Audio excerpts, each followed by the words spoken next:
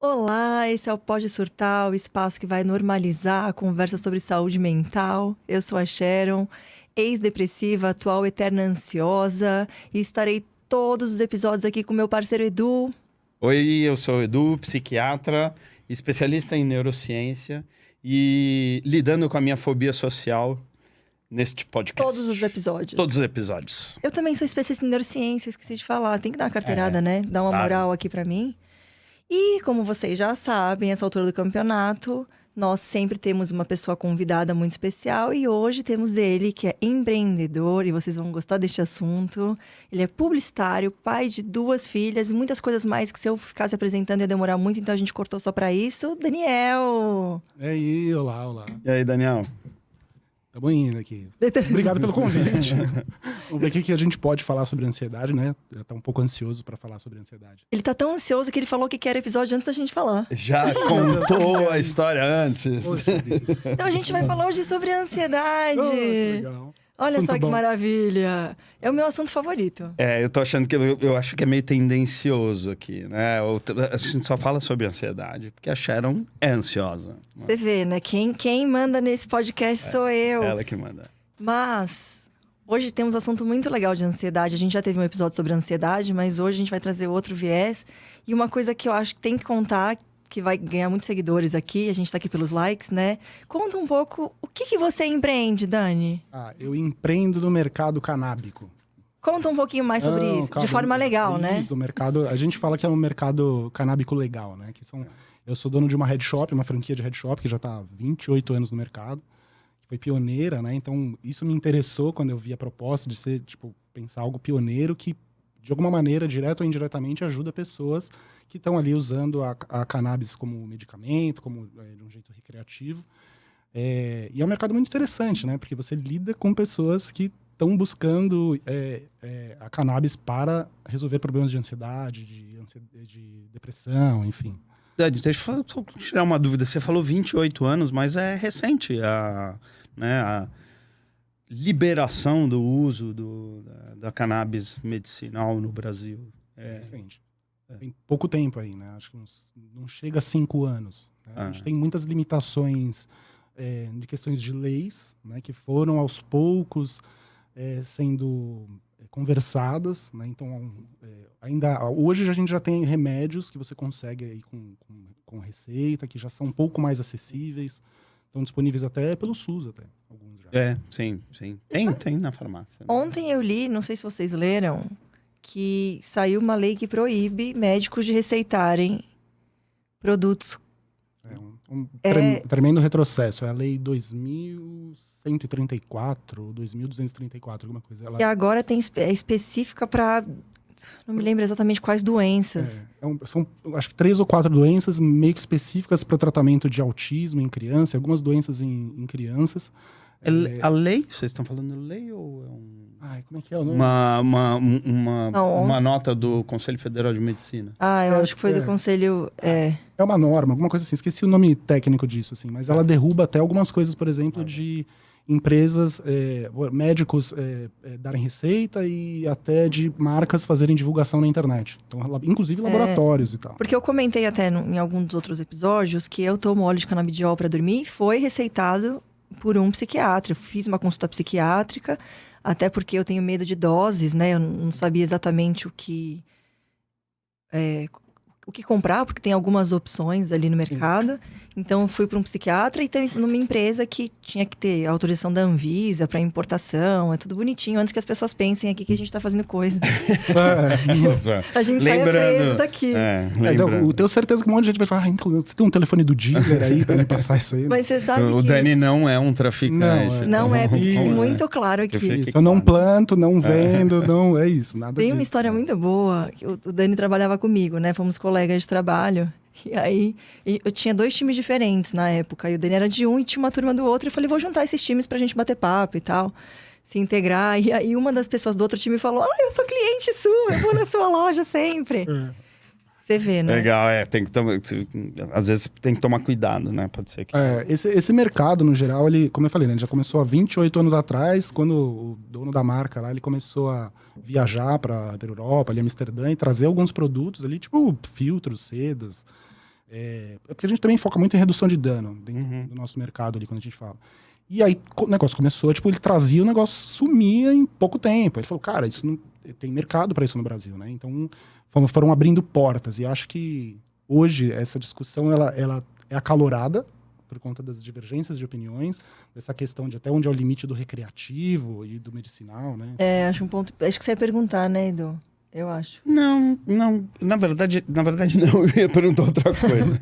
Onde fica a sua loja? Onde fica a sua loja? Tem um contato?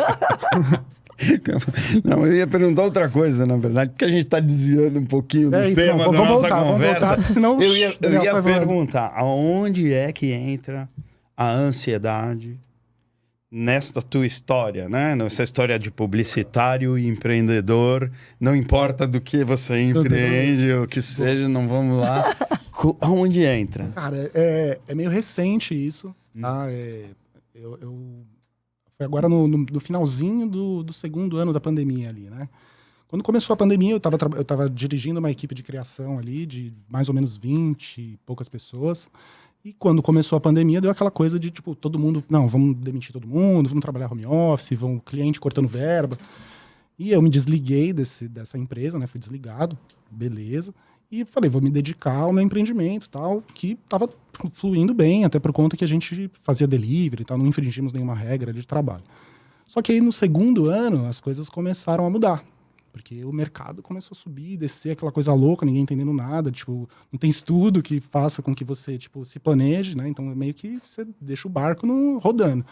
É o novo, né? É o novo. Isso. Aquele novo normal, que todo mundo falava. E aí começou que, tipo, eu falei, vou precisar voltar para o mercado publicitário, que era algo que eu já estava planejando sair, porque era algo que já estava me fazendo mal. Mas até então, tipo, não identificava aquilo como ansiedade, né? Aquela vida de publicitário, de trabalhar 14 horas por dia. Você não gosta dessa vida? Não, eu sempre gostei. Até no seu último podcast você fala, né, sobre isso, de não ter o controle. Eu sempre me achei no controle de tudo na minha vida, assim. Então, para mim era muito fácil. Quando eu falei, vou sair do mercado, falei, beleza, tava tudo fluindo, beleza. Quando eu voltei para o mercado publicitário, eu precisei voltar, e eu já não tinha pego aquela adaptação do home office. Então eu já fiquei com aquela sensação de que eu sou um eterno freela. Então aí vem aquela coisa do síndrome do impostor, talvez, de falar assim, eu não sou bom o suficiente. Temos esse episódio também, viu? Puta, já... Dá um scroll aí que você vai achar. Beleza. E aí eu fui cair numa empresa, eu sou muito grato por ter tido a oportunidade, mas assim, eu não vou citar nomes, mas assim, eu acho que eu caí na pior empresa que podia existir pra mim naquele momento. E era assim, de chegar na frente de alguém, marcar uma reunião e você fala, beleza, tal. Aí você faz um trabalho que você gosta, aí o cliente fala, não, tá péssimo. É um cliente que, tipo, sabe aqueles gatilhos todos que você não precisa ter, e aquilo começou a me gerar uma ansiedade que até então eu não sabia que poderia chegar no nível que chegava. De tipo... Sintomas, vamos lá. Isso, lista de sintomas. Conta pra gente o que você sentia. Taquicardia, começar a suar, feito sei lá, cara, nem sei como que falar que você suava. Suava de pingar, assim, do nada, de ficar com a roupa molhada. Cara, vai dar tudo errado, eu vou ser demitido, eu não vou conseguir honrar com os meus compromissos financeiros, eu não estou no controle, que até então sempre foi assim, cara, tipo, eu tô sem dinheiro aqui, vou me virar aqui, vou fazer um trabalho aqui, vou caçar um cliente aqui. O negócio saiu completamente do controle. E aí vem aquela segunda coisa, como que eu vou falar sobre isso com o meu chefe? Então já era uma empresa que sugava muito, tipo, tinha coisas assim, eles marcavam reunião 6h30 da tarde, reunião ia até 7h30, eles falavam, olha, a gente não quer que vocês gastem muito tempo nisso, mas porque a entrega é amanhã às 9h. Isso tudo você em home office, é isso? Home office, entendeu? E aí tocando a loja junto, então tipo, toda a parte administrativa tinha meus funcionários ali e tal, mas... entrei num esquema um pouco mais saudável de ficar lá 2 dias, aí 3 dias em casa. Mas assim, o negócio começou a me fazer um mal que eu já estava começando a me questionar da qualidade do meu trabalho. Tipo assim, eu sou uma grande farsa, eu não fiz faculdade. Tanto, eu admiro muito todos os meus colegas que fizeram faculdade e eu falo assim, hoje talvez faça um pouco de falta para mim, porque eu acho que eu perdi algumas coisas teóricas, mas que eu fui aprendendo no decorrer da estrada. Mas assim, aí quando você bate nisso, fala assim, cara, eu não tô conseguindo ser aquilo que eu sempre fui. Uhum. Deixa eu te perguntar uma coisa, Daniel, porque você falou dessa questão, né, da pandemia, do home office, da adaptação e tal. Você acha que facilitou isso? O home office, por exemplo, o fato de você estar lá trabalhando sozinho em casa, te facilitou esse tipo de pensamento? De se sentir um impostor, se sentir alguém que não está entregando, que não está capacitado, como você falou? Com certeza. Porque imagina que eu tinha ali, a última experiência que eu tive, eu tinha 20 pessoas abaixo de mim que a gente reunia na sala de reunião, discutia, brincava, soltava, fazia brainstorm, cuspia um monte de ideia. E de um dia para outro você tá sozinho com seus pensamentos Total. na frente do computador. Em resumo, não dá pra gente abrir mão do contato social. Hoje eu já estou melhor adaptado, entendeu? É uma coisa muito doida, por exemplo, até avançando um pouquinho na história, mas assim, depois que eu saí desse lugar, aí as coisas, eu acredito muito nessa energia que se move, né, quando se renova. Aí veio a proposta ali da Sharon, né, da empresa onde a gente estava, e que foi um lugar extremamente acolhedor. Ah, de nada. Entendeu? É tipo, ao ponto que você fala assim, cara, era um lugar onde, quando eu falava de ansiedade com outra empresa, o pessoal falava assim, putz, não, eu te entendo. Pô, triste, mas e aí, quando você entrega? Mas, Quando que você entrega? Sabe? E as coisas foram melhorando quando eu percebi que eu estava num lugar que, por exemplo, o Humberto, né, que é o nosso colega aí, eu falava, cara, respira aí, vê seu tempo, daqui a pouco a gente conversa de novo. Eu ia falar isso, até quando você falou da questão do presencial, né, da importância da gente ter trocas sociais, na verdade, mais social do que presencial, mas social. Eu vi muito disso, assim, no home office, da falta de acolhimento, acho que falta das pessoas... como é que eu posso expressar? Sensibilidade.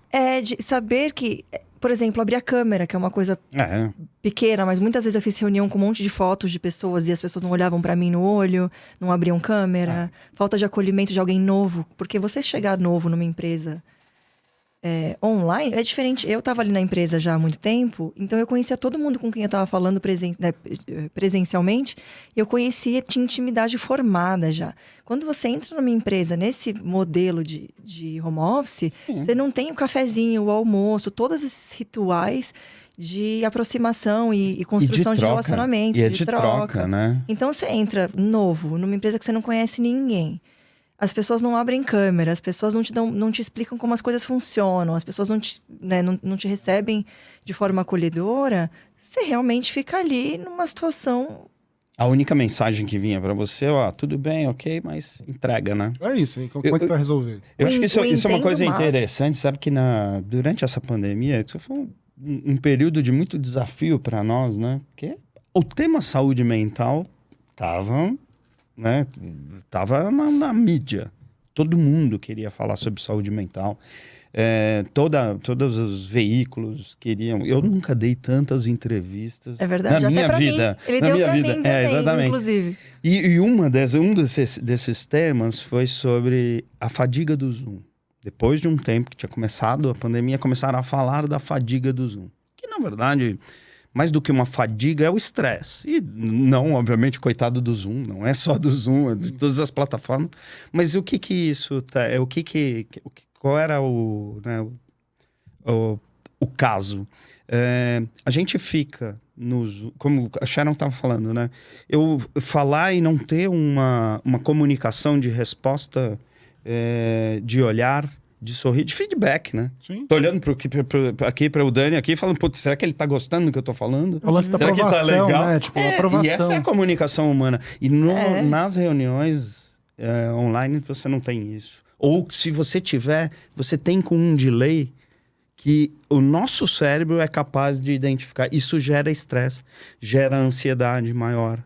Eu tive várias reuniões com clientes que eu apresentei remotamente, que a cliente estava de câmera fechada, então eu não conseguia ter nenhuma ideia se eu estava indo bem, se eu estava indo mal, se eu mudava a condução, o curso do que eu estava falando. Isso vai gerando uma ansiedade muito grande enquanto você está ali, que pode até prejudicar a tua performance ali no meio da apresentação. Você imagina para um fóbico social. Eu dei aula sem nenhum feedback de plateia, dando aula ou fazendo webinar sem ver quem estava.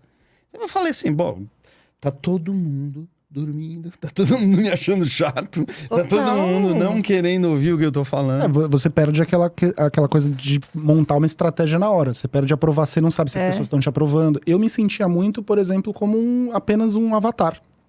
Sobre todo esse papo de metaverso, né? Multiverso. Você inaugurou o metaverso. Você já estava lá. Você pensa assim, eu sou um número aqui, os outros meus colegas são outros números, e a gente tá ali, tipo, total Matrix ali, né? Você tá vivendo uma parada. Pra essa questão de síndrome do impostor, que foi muito forte também durante a pandemia, porque você não tem contato com as pessoas, e muitas vezes o feedback ele vem na conversa de corredor, se tá indo bem, tá indo mal, ajusta aqui, ajusta ali.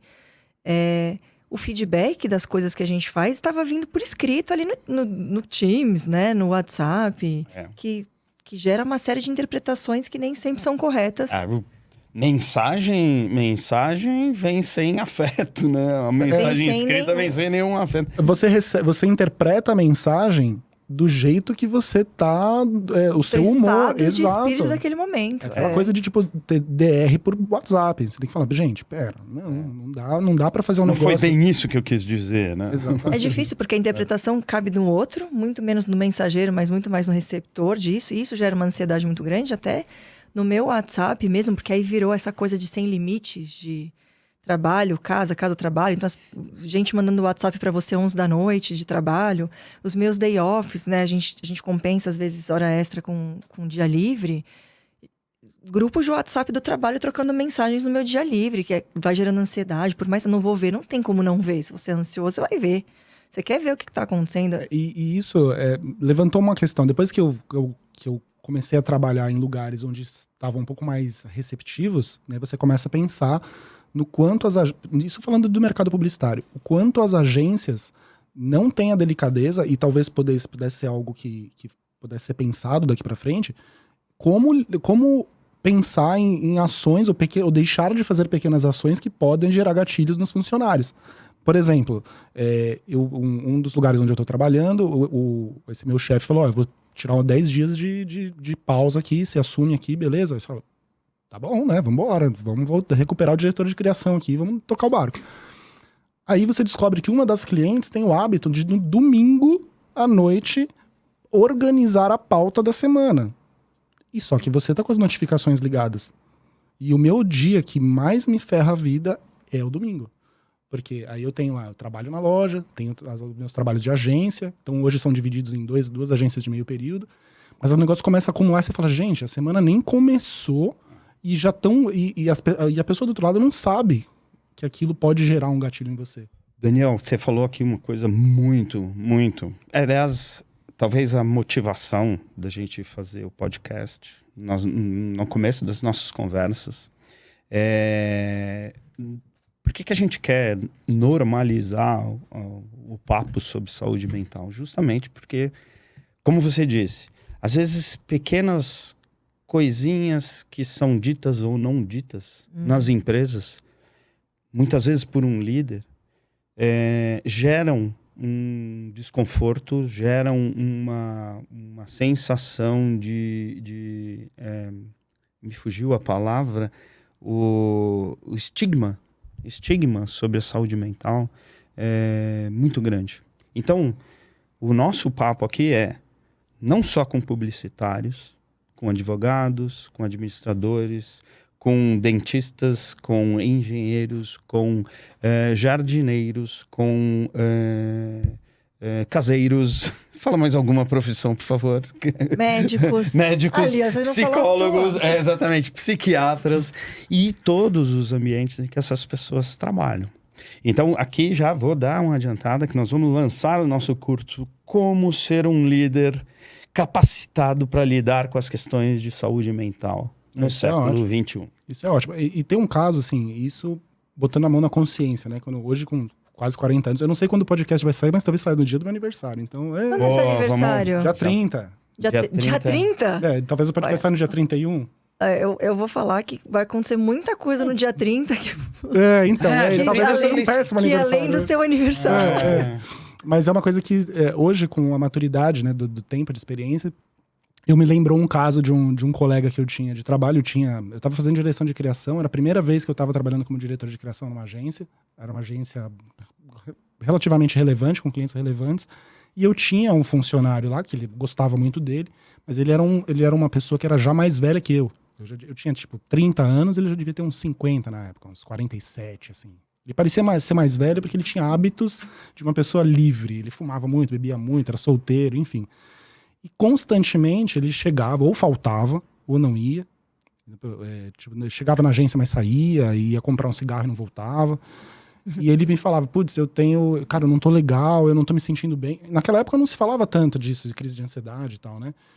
E eu pensava assim, cara, tá me enrolando, esse cara tá tentando me enrolar. Eu não conseguia ter empatia que eu tenho Legal. hoje. Esse é um ponto tão importante. Sabe? Então, por exemplo, eu acredito que muitos líderes hoje talvez tenham ansiedade, não saibam o que aquilo é, e causam nos funcionários ou nos membros da equipe, nos colaboradores, uma ansiedade muito maior. Total. Entendeu? Uhum. Eu queria dar um exemplo.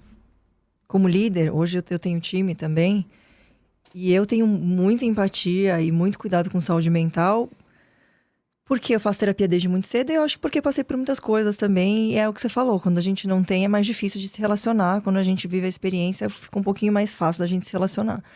Mas eu passei por pouquíssimo tempo atrás por uma situação que eu tinha uma apresentação para fazer em outra língua, e aí eu fui fazer um teste, né, uma primeira apresentação interna, e foi horrível.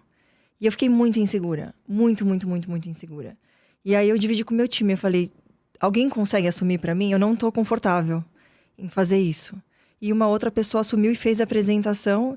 Num primeiro momento eu me senti muito mal, mas depois essa pessoa veio falar comigo, ela falou, achei muito legal, uma liderada minha, achei muito legal você dividir que você estava insegura, porque isso me dá espaço de ficar insegura também.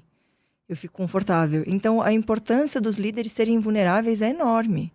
Isso abre canal com o seu time, para que as pessoas se sintam confortáveis em dividir também as questões de ansiedade, hoje não tô bem, que é o que você falou do Humberto também, né? Putz, hoje tá um dia complicado. Cara, fica aí, eu pego para você hoje, amanhã você vai pegar para mim se eu não estiver bem também, e cria-se uma relação...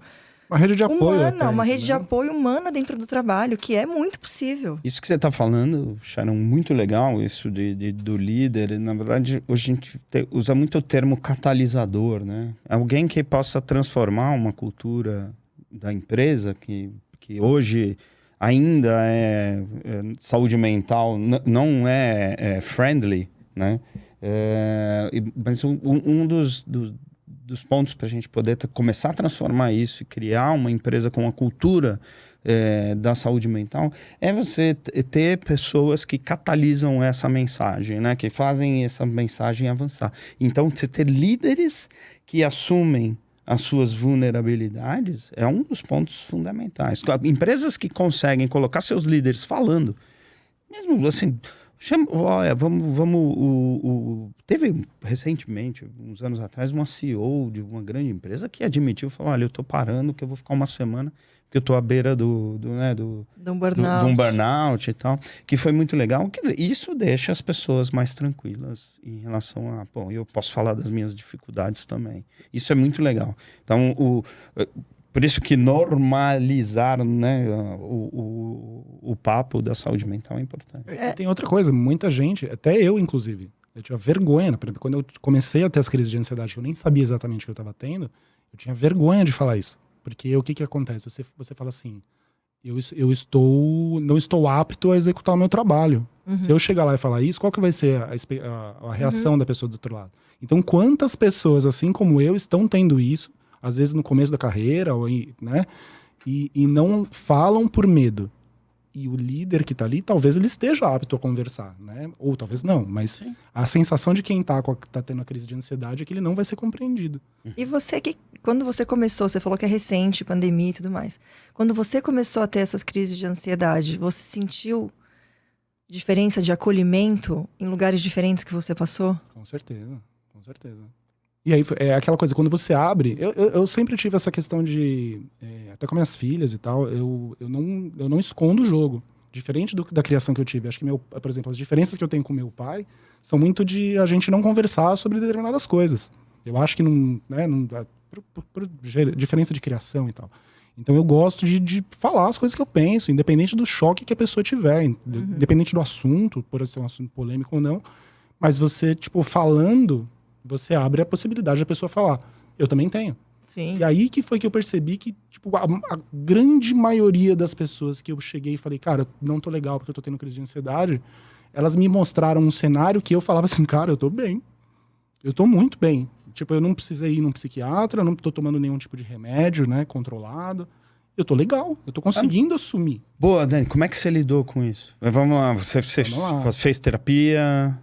Quando eu comecei a perceber que aquilo tava me afetando, não só no trabalho, mas aí dentro de casa. Então, tipo, falta de paciência com a Melissa, com a Maria Flor, com a minha esposa, ou com os amigos, tipo, querendo... eu acho que eu não sei nem se eu cheguei a ter algum tipo de burnout, ou tipo, entrei em alguma depressão, alguma coisa assim, mas eu comecei a ficar introspectivo, desacreditando de mim. Acho que o grande problema maior ali que eu tive foi a desmotivação em fazer as coisas, porque eu sou um cara que eu falei, eu sempre, como você disse no último podcast, eu gosto de ter o controle de tudo.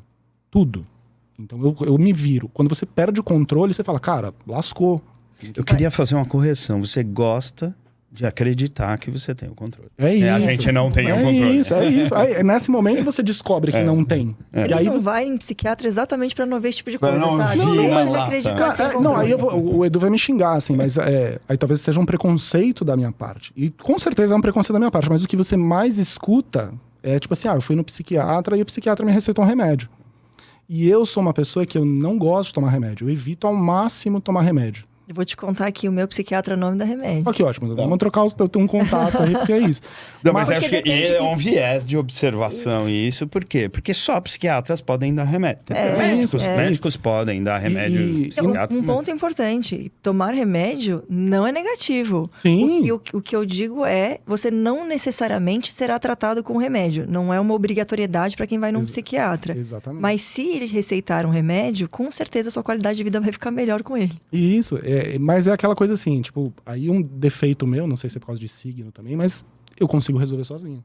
Eu vou resolver, entendeu? Talvez tenha um caminho... Cada um gerencia de uma forma diferente. Acho que é o perfil de personalidade. Você fala assim, eu gosto de ter o controle. Quer dizer, eu gosto de ter o controle. Eu não quero tomar um remédio, porque daí eu vou achar que vou perder o controle. A partir do momento que eu tô com o remédio dentro de mim. Eu ouço muito isso de pacientes. E, de verdade, não é necessário remédio para tudo mesmo. E isso aqui eu acho que mais ainda, eu vou pegar no ponto do que a gente está falando aqui de estigma e tal.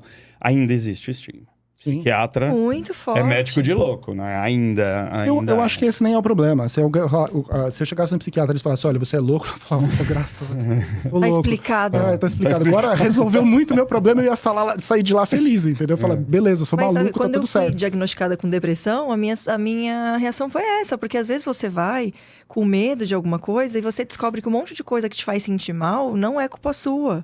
Ou porque você não tá sabendo gerenciar. É uma questão química que pode ser resolvida. Exato. E aí você retoma o controle. Exato. Porque a depressão tirou muito da minha sensação de culpa. Minha sensação de controle. Tirou muito disso porque eu entrei num estado muito ruim pra mim. E quando eu fui diagnosticada, foi o maior alívio da minha vida. Eu falei, meu Deus, não foi culpa minha. Era uma doença e agora eu posso tratar e voltar a ser eu mesma de novo. O meu ali foi uma questão assim, né? Qual que foi o meu mecanismo ali? Eu falei, eu preciso criar um processo para tentar sair disso. Né? Então, junto com a terapia, eu falei assim, eu vou criar checkpoints ali nos meus próximos meses, né? Eu falo em dias, né? Porque é uma pessoa ansiosa e fala assim, não, amanhã eu já tenho que resolver isso aqui. Em horas. Em horas. Mas eu falei assim, eu vou tentar fazer mudanças na minha rotina.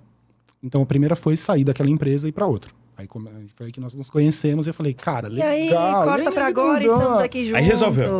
Pessoal, aí descobriu que o problema não era... Isso. Aí eu falei assim, o problema não era eu, era o ambiente talvez que eu não estava, não me adaptei. Então é muito fácil a gente colocar a culpa na agência, colocar a culpa no colega de trabalho e esquecer que, tipo, não é culpa, mas aqui talvez eu não esteja me adaptando àquele lugar. Tem fatores externos. Quando eu percebi isso, eu falei, eu preciso melhorar a questão profissional. Então, vou, picar o meu trabalho em uma agência de 4 horas, meio período, vou cuidar da minha loja, vou diminuir o ritmo, vou ter tempo para fazer outras coisas. Aí o segundo momento era encontrar uma maneira de amenizar o que eu estava sentindo. Aí eu fui atrás do óleo de cannabis. E ali foi muito doido porque parece que tiraram com a mão não sei se é um efeito placebo, né? Como a gente pode discutir a respeito da Tem estudos, eficácia. né? Tem isso. estudos sendo feitos ainda. Ainda não tem. Ainda- Vamos parte científica falar parte agora, científica e boa. obviamente isso é importante. Quando você falou eu agora, de verdade, eu não sei se foi lei, parecer, o que foi. Eu li alguma coisa. Resolução do Conselho de Medicina, e foi apoiada pela Associação Brasileira de Psiquiatria. O que eles falam é o seguinte: evidências científicas de eficácia e segurança do canabidiol, que é importante, né? É o canabidiol que se estuda para efeito medicinal. Evidências tem em alguns casos de epilepsia, e são epilepsias assim, então, que nem me lembro o nome alguns casos de epilepsia e não sei se autismo, e que, portanto, e daí tem uma questão que é meio que panaceia hoje de todo mundo falar, canabidiol serve para tudo. Isso. Não existem ainda estudos que comprovam. Pode até ser que funcione para ansiedade, para depressão, para insônia. Tem algumas evidências para fibromialgia, né, que são dores crônicas e tal. Mas não se pode hoje afirmar isso. Exatamente. Exatamente. A minha experiência, né? A tua experiência pessoal. Claro, A minha também. A minha experiência foi, tipo, talvez aquela coisa assim, nossa, se eu tivesse tomado chá de boldo e falasse, placebo. Nossa, meu Deus, deu certo. Poderia ter dado certo Poderia também. ter dado... entra nisso. Comecei a usar, tipo, o negócio deu uma amenizada. Tipo, eu sou um cara que eu sou meio irritado às vezes. Eu sou de extremos. Ou eu tô muito tranquilo, ou eu tô muito irritado. De, tipo, sair na rua e as pessoas, tipo, entrar na sua frente sem seta, com o carro, aí você fala, ai, tá bom, vai, passa, entendeu?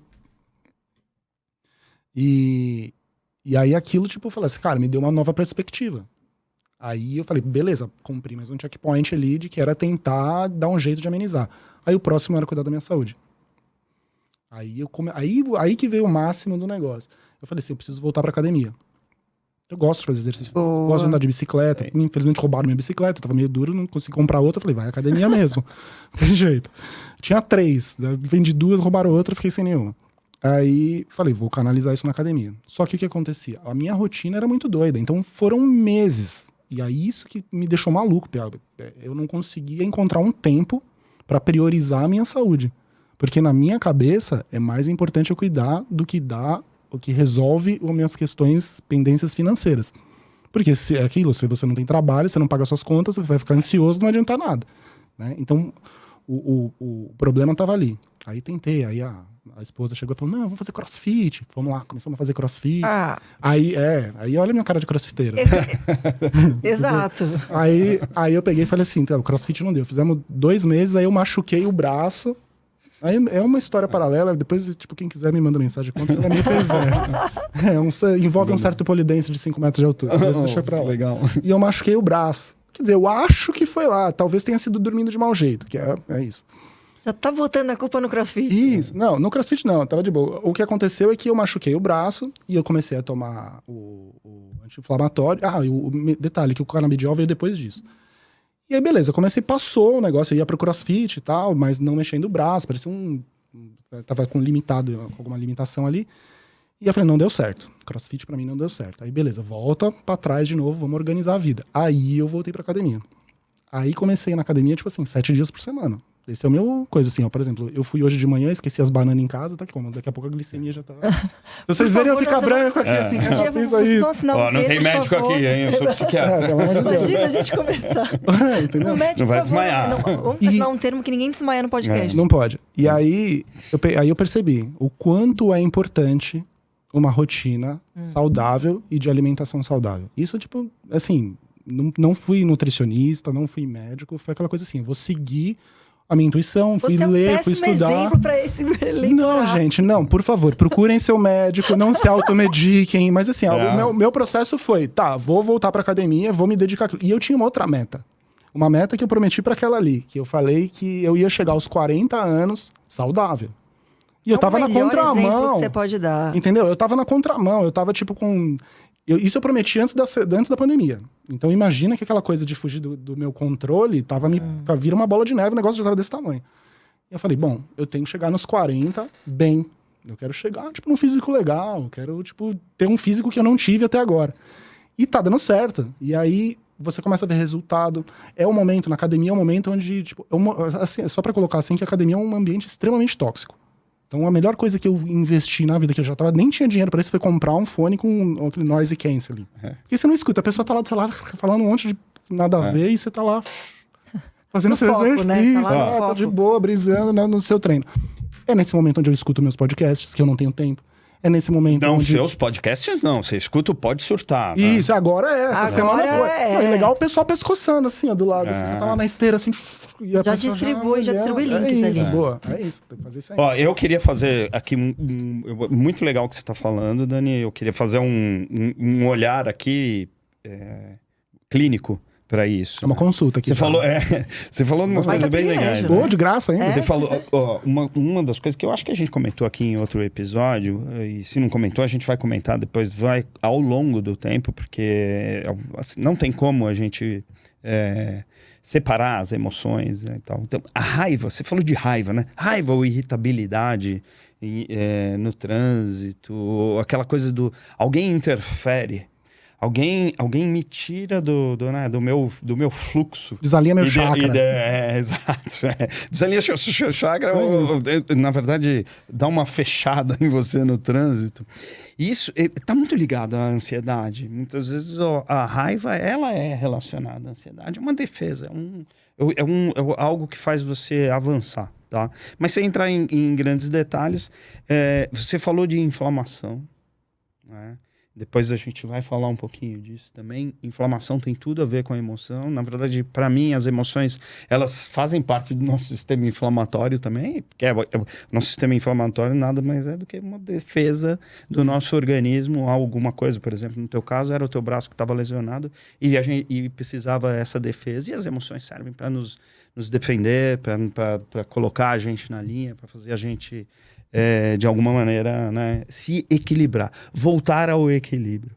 E aí eu acho que é o ponto. Quando você fala, eu não quis tomar um remédio, ou mesmo se você tomou o canabidiol e teve um efeito placebo, não importa, foi um ponto, uma marca para você fazer as suas mudanças, né? Você fala, bom, agora eu vou tomar o remédio, eu vou tomar o canabidiol, o óleo, e eu vou fazer atividade física, o que muito importante, já falamos aqui, atividade física, sono e alimentação são 3 pilares básicos da saúde geral de uma pessoa, tá? Tanto para o teu sistema imunológico, reações inflamatórias, quanto para o seu sistema osteomuscular e tudo, e para o teu sistema emocional também.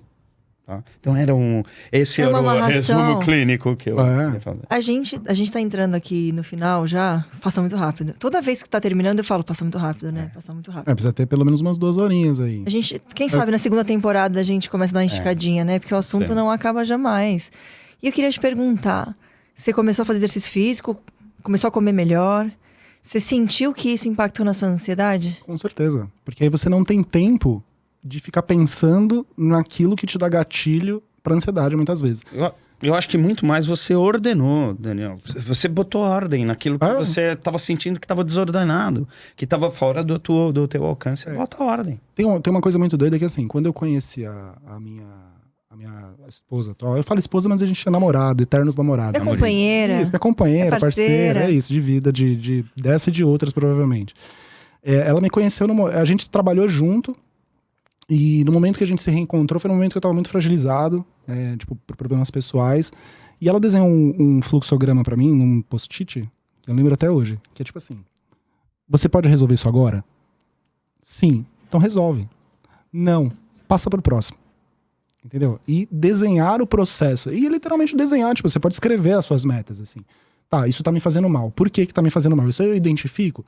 Como que eu vou sair disso aqui? Eu consegui reprogramar a minha rotina de algumas maneiras para que ela ficasse amena. E aí eu lembro de uma outra coisa da minha antiga terapeuta, que faleceu, que Deus a tenha, a doutora Cleide.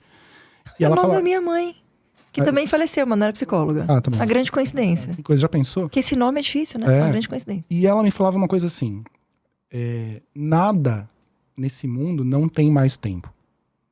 Então, por exemplo, você tem um job para entregar. Mas o cliente tá lá desesperado. O cliente espera.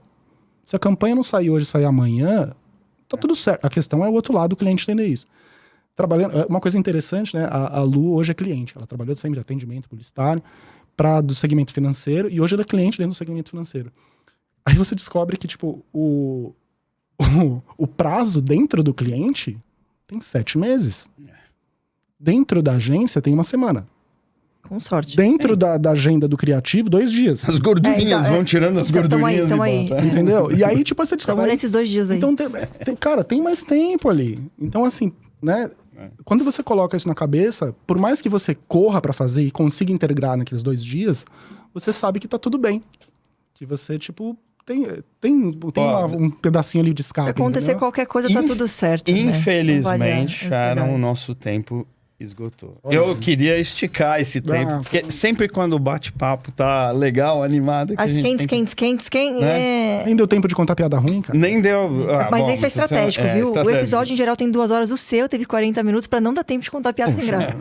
A gente fez estrategicamente. E você sabe, né? Juntar eu e o outro, Daniel, se botar no mesmo lugar... Uma coisa interessante pra gente, eu vou encerrar, juro.